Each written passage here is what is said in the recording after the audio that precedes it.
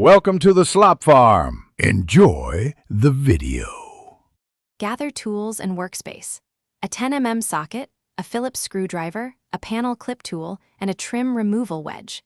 Disconnect negative battery terminal to avoid shorting power windows.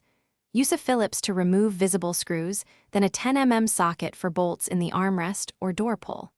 Use the trim tool to pry outward gently at the lower edge where clips secure the panel. Do not yank to avoid breaking clips. Keep screws and clips in a small container labeled for the passenger door. Start removal by lowering the window about 1 inch to access the top edge, then remove any trim caps and switch bezels. Disconnect the window switch harness and any speaker connectors by pressing the release tabs.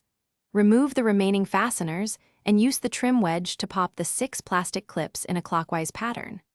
Lift the panel up and away from the top ledge to free the hinge points and place the panel on a soft surface. Keep each connector with matching fastener to simplify reassembly.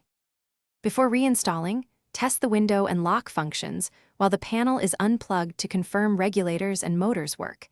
Then reconnect the window switch harness and test all functions before final assembly. Align the panel's top lip with the window ledge and lower it into position, ensuring wiring is behind the panel. Press the door panel along the lower edge until all 6 clips engage. Then replace and hand tighten the 10 mm bolts and reinstall the 2 Phillips screws. Reattach